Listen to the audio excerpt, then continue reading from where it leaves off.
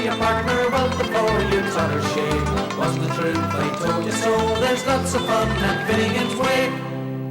One morning Tim felt rather full, his head was heavy, which made him shake. Well, he fell off the ladder and broke his skull, and they carried him home a corpse to wake. Well, they wrapped him up in a nice clean sheet, and they laid him out upon the bed. Gallon of porter at his feet, and a naggin of whiskey at his head. Back for you now, no dance to your partner, well, before you taught her shake. Wasn't the truth, I told you so, there's lots of fun at Finnegan's Wake. His friends assembled at the wake, and Mrs. Finnegan called for lunch. First she brought out tea and cakes, then pipes, tobacco, whiskey, punch. Then Biddy O'Brien began to cry, such a nice clean corpse did you ever see? Tim Overeem, why did you die? Up none of you come, said Biddy McGee. Back for your nano, dance to your partner, well, before you taught her shake. Wasn't the truth, I told you so, there's lots of fun at Finnegan's Wake. Then Maggie O'Connor took up the job. Biddy says she, you're wrong, I'm sure. Then Biddy gave her a belt in the gum, and she left her sprawled out on the floor. Then the war did soon engage, was woman to woman and man to man. Shillelagh law was all the rage, her own eruption soon began. Whack for your nano, dance to your partner, well, before you taught her shake. Wasn't the truth, I told you so, there's lots of fun at Finnegan's Wake. Then Mickey Maloney raised his hand, when a naggin of whiskey flew its head. Well, it missed and fallen on the bed, oh, the whiskey scattered over Tim. Well, begone he revived, see how he rises, Timothy rising from the dead. Send whirlack whiskey round like blazes, son of Jesus, do you think I'm dead? Mark for your nano, dance to your partner, well, before you taught her shake. Wasn't the truth, I told you so, there's lots of fun at Finnegan's Wake. Mark for your nano, dance to your partner, well, before you taught her shake. Wasn't the truth, I told you so, there's lots of fun at Finnegan's Wake.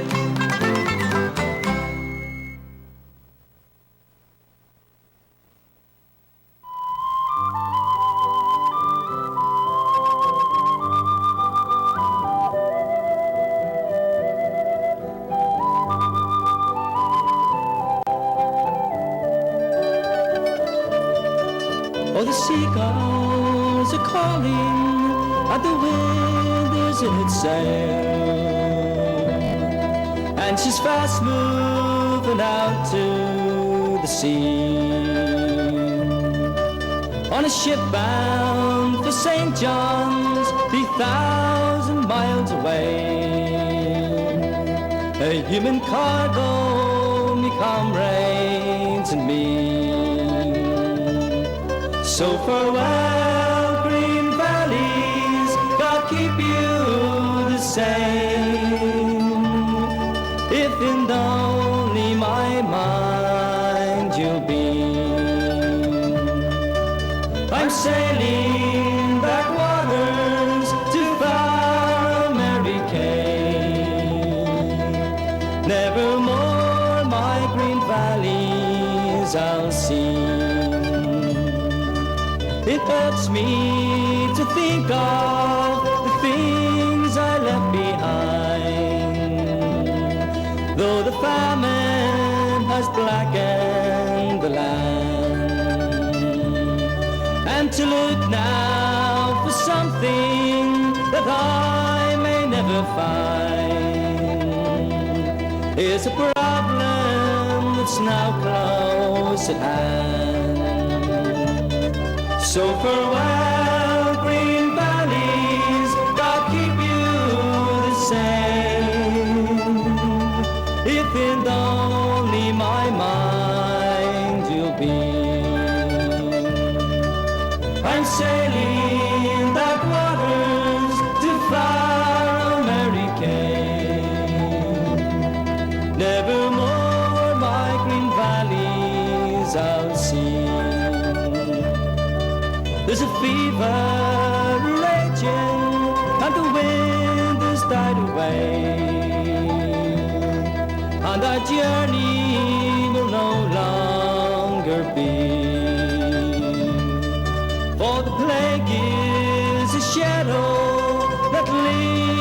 night and day. For my thoughts of green valleys I'll see. So farewell, green valleys, God keep you the same. If in only my mind you'll be, I'm sailing that waters to far America. Nevermore my green valleys I'll see.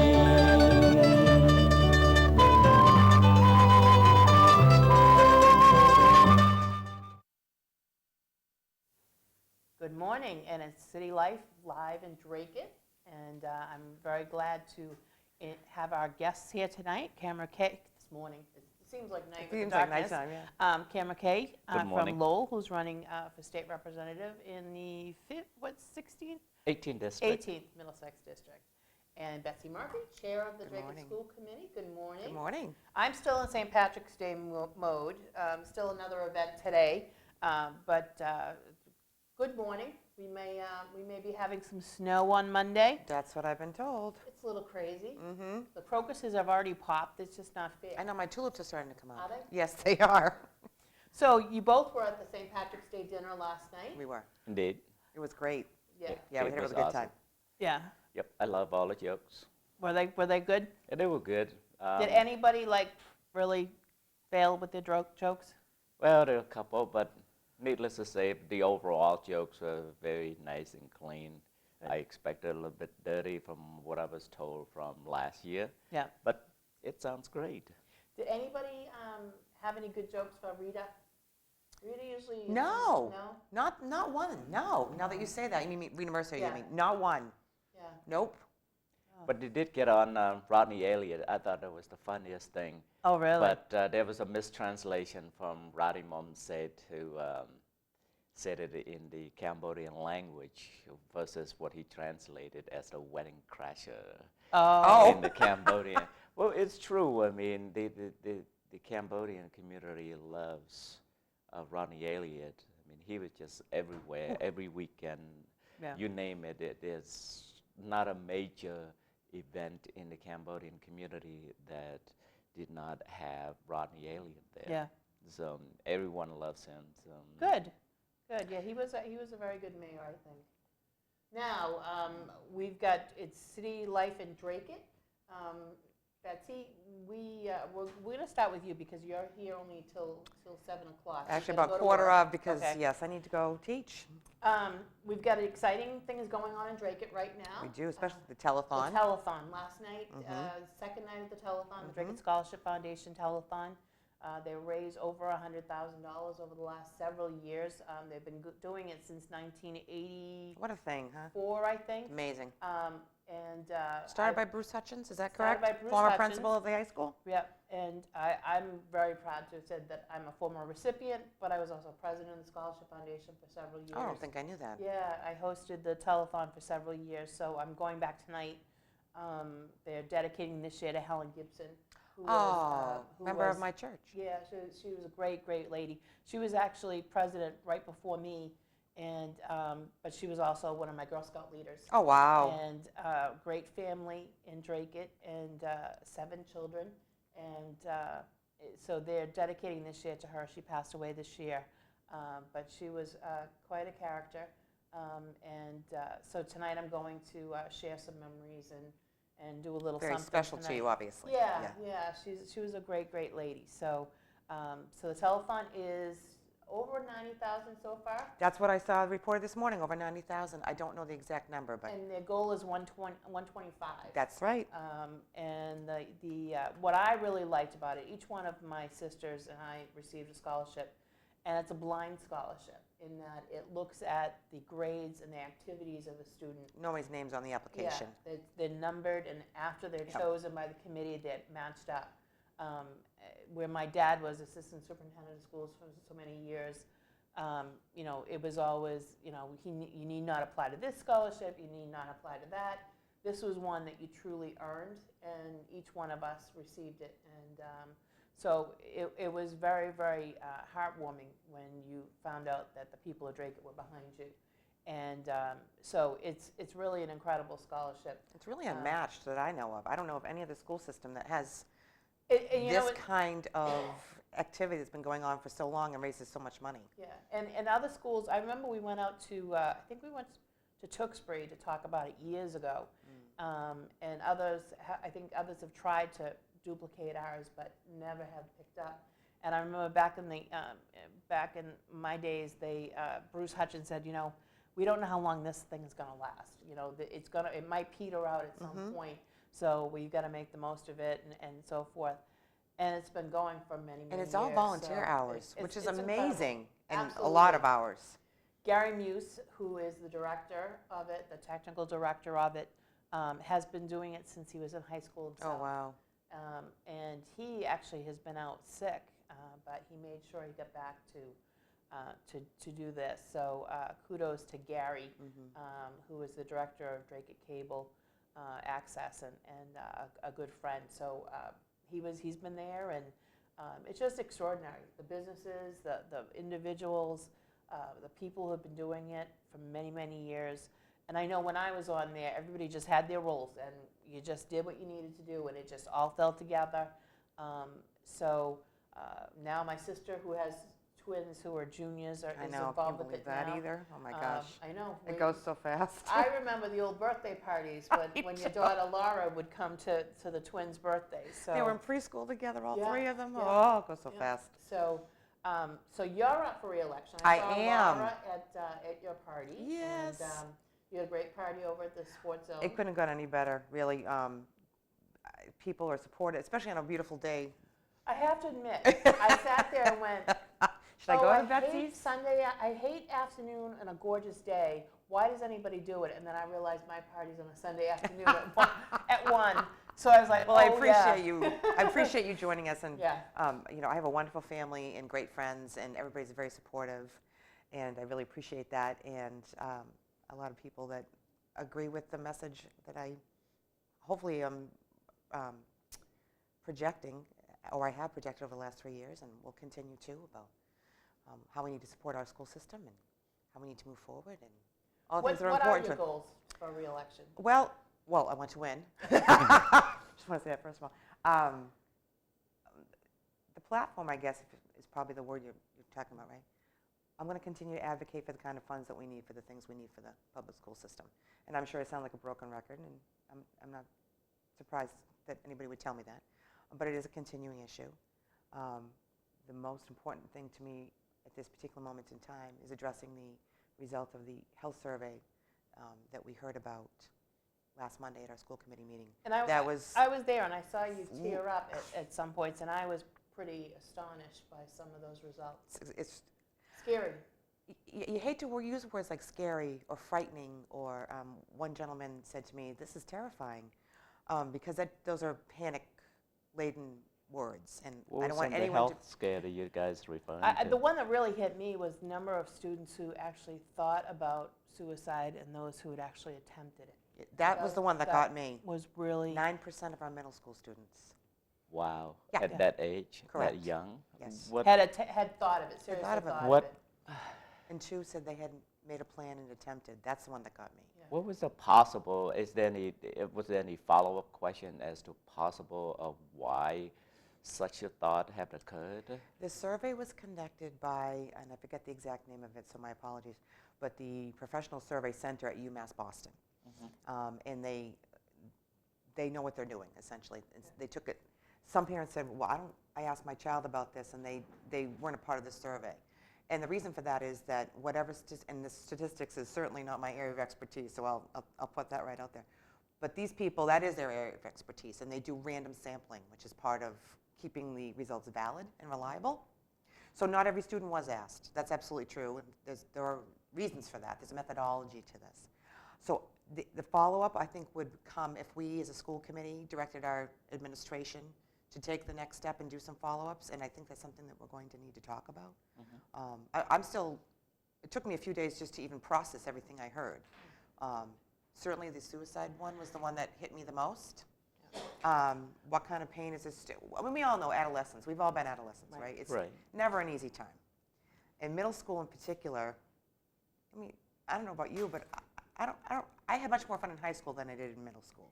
Oh, Middle school, you're just trying to figure it all out, But and the- who likes me and who doesn't, and Right. I'm going to take 3 pictures here.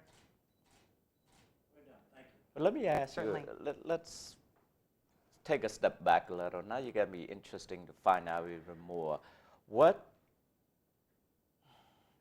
was the suspicion, for a lack of a better word, or any of those questions we're looking at, that have you guys thought, why did you guys have this company here or commission them to do a survey in the first place in terms of suspecting why Drake students have such a thought in the first place? it's a good question.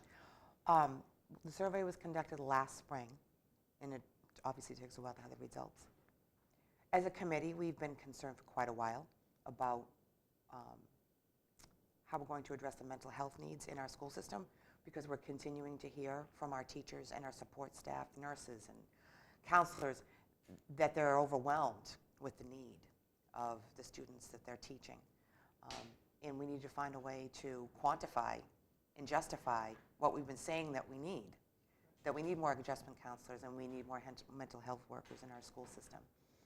And the reality is, whether you agree with it or not, the reality is that the school system all school systems are now charged through the laws that govern education with making sure that our students have the proper mental health screenings and support, and their families do as well. That's number one. Number two, students can't and won't learn well when there are mental health issues, which, I mean, it's common sense. I'm probably preaching to the choir, so to speak.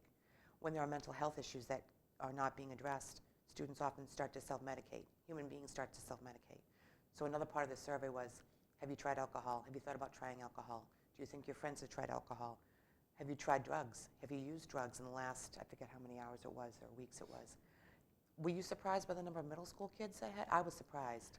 Yeah, Do I the think kids age. experiment? Some The of it was the age. age of how they first started. That was something.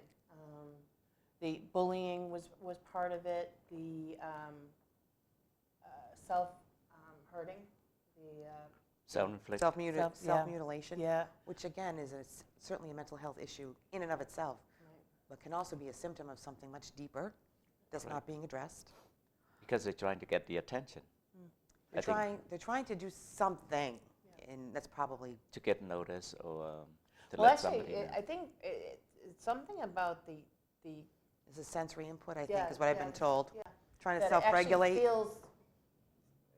feels good to them to do that. which I don't seems know. odd to us, obviously. Yeah. Well, that's probably one of the most alarming things I've heard, because myself, I was a former program chair at a college level Oh, I didn't know that.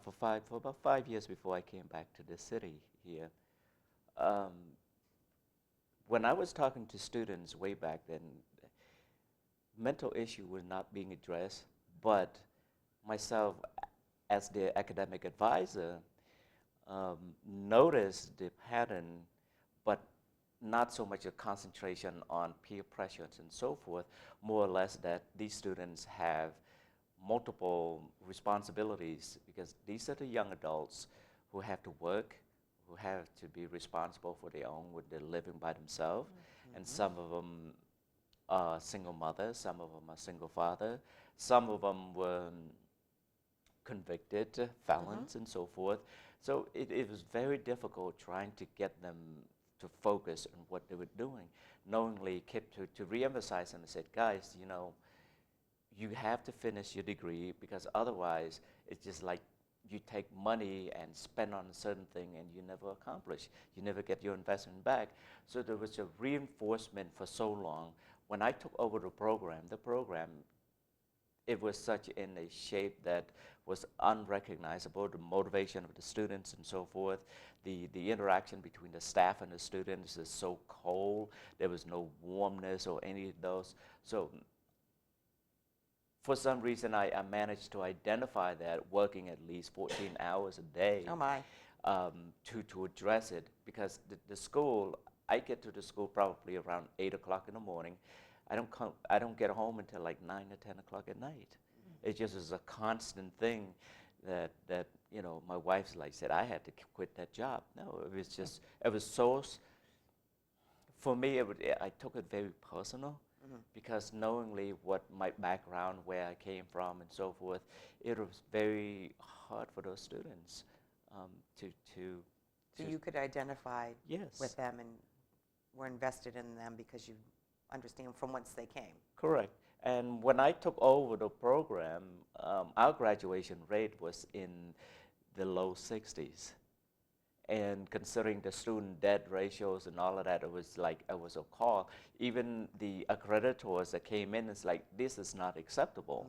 And then that's why President Obama came into, like, you know, once you graduate from college, you need to find a job for them and all that. It was just too much for that because of that ratio that we were facing. And so those, the type of thing that we had to discuss as administrators in those aspects. So we had to take the necessary step. We need to find some way to combat dropout. So by the time I left, my graduation in the School of Technology and Electronics, it's just my school alone, we're graduating students in a 90 percentile. Wow, what a jump. So Congratulations. it was, well, thank you. Thank You're you. welcome. Because of my personal sacrifice to get away to the family, just to make sure that these guys are graduating. I don't think people really have a grasp, nor could they really, of the hours a public servant puts in if they're doing the job well. Right. It's a lot of unseen hours. Right.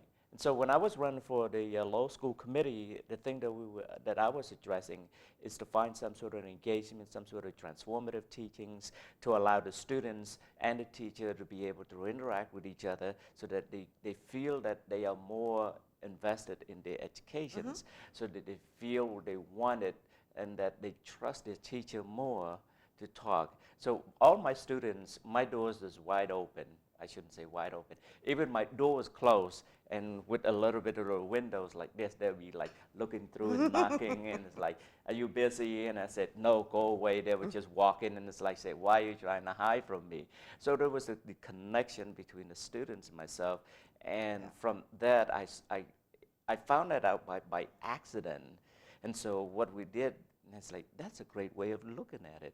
So I had my staff meeting and kept reinforcing, say, the only way we can get students to participate in their educations, their likeliness to come to school every day, and their attendance are up and so forth, we need to get them to trust us. Everything's about that relationship. Correct. Yeah. Even just, we did a transformative teaching. When I used to be in the classroom or substituting, when I walk in there, I would write a quote on a board that has absolutely nothing to do with the classroom whatsoever. They were like, said, what does that mean? What is that all about? So we spend about 10 to 15 minutes in the classroom talking about what the quote means, what is that has to relate it to life experiences, and give them that. And they love coming to school all the time. So had I won, I would have been implementing some sort of training. I know the lack of resources and money and so forth, but we need to find some sensible way to find that funding in order to teach these teachers to say, interacting with our students, make them feel much more welcome instead of they're dreading going to school in the morning, said, I don't want to go to school. They would pretend that they're sick, their body is breaking down mentally, physically, and so forth.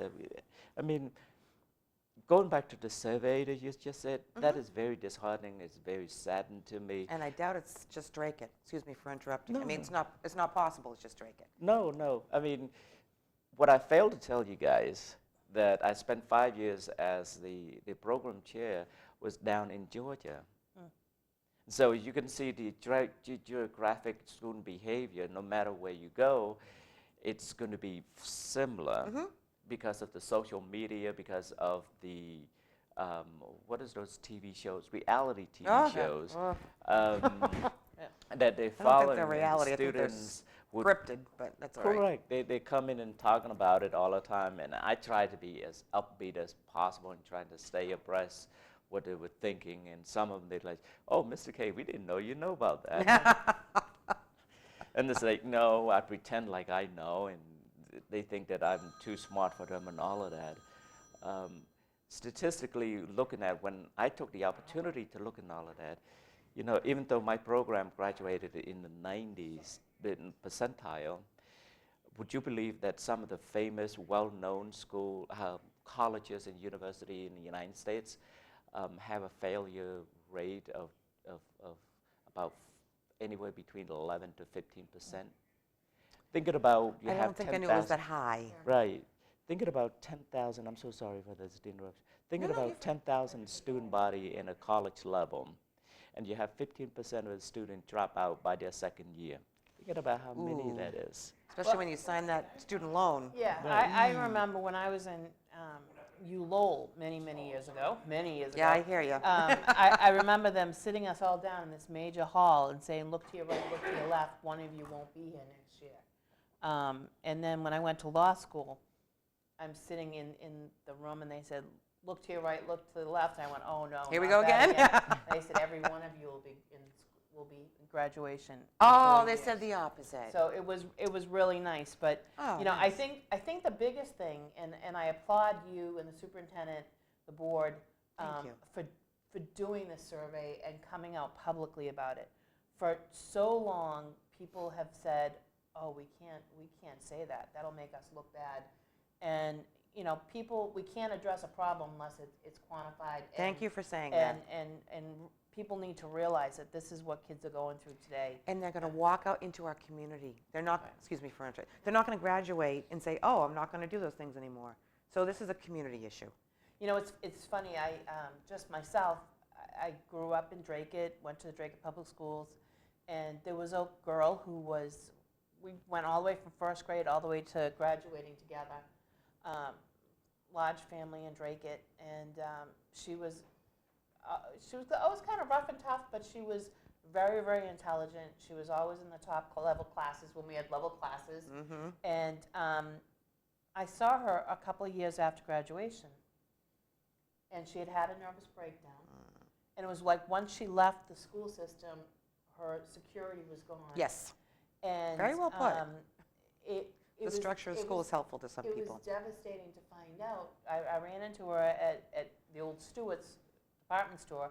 We went across the street to Burger King for a cup of coffee, and she went on to tell me about her nervous breakdown and how she had been an incest victim for many years. And you never would have known at that point. You know, people talk about sex offenders and you know, why is it all there? I think all of this was happening, but nobody was talking about it. Mm-hmm. And I think it was very brave of the school department to come out and say, we're going to address this, we're going to look at it, we're going to be honest with people about what the level of concerns are. And so I do appreciate that. I sat there myself and was very frightened. It was by so the results. fortuitous that you were there. Yeah, very frightened to see It was what was scary. going on. But I think as a society, we need to realize that you know, we have to focus on these issues. And you know, people talk about, you know, school shootings and everything else, and if we're not helping these kids, and it really technically is not the job of educators to do that, but Our job is everything. you I'm know, not it trying to turns be out dramatic, but but it turns out to be. it's true. it absolutely You know? does. Yeah, in an because era it- where you hate to talk about school shootings because those are frightening. Yeah. Well, we live in an era where teachers and administrators are now in charge of the safety of students and staff in a way they never have been before. Agree. So schools aren't islands unto themselves. Kids come in and out with their family issues, and then they graduate with their family issues, and life comes into our school system. And Right. I think sometimes we look at it as a separate entity, and it's not. In fact, Yeah, because Well, I'm sorry. educators nowadays, not only they have to educate, but they have to become an advisor, look out for some sort of different sign. They become babysitters. You name it, it's a whole 9 yards. Nutritionists now. that's true. Yeah, Yeah, I make know, sure I that- know. That's that they're another story in eating and of and- itself. Right. Yeah. And then, you know, Betsy, and you, how many hours, let's say, I don't want to ask you how many hours you're teaching. Considering, let's say, when people found out, say, oh, you only teach 5 hours a day, that's an easy job. I dare people to go ahead and try to teach 5 hours a day, but what they're lacking to understand is that what about the homework that you have to grade, the resources you don't have to. When I first stepped in the classroom, and you can relate to this, so I asked students, I had about 20 students in the classroom. I said, okay, there's going to be a 10-page paper here. Please write it, and they correct it. When I first started correcting the paper, I realized I was such a dumb dude. To give us assignment. Right. Yeah, I've done that. What was I thinking? What was I thinking? Now I just realized that I have to read 200 pages of this assignment here and have to return. When I told the students that, yeah, you know, I'll give you guys the next time we meet. I was like, I must be dumb. Maybe I have to rethink thinking? that timeline, right? Right. It was like, I was so nuts. And then by reading it, I was like, oh my gosh, what were they teaching these kids in high school? Grammatic error. And then I realized, I said, you know what, I'm going to correct these on the electronic format on Word. So I handed out to all the students.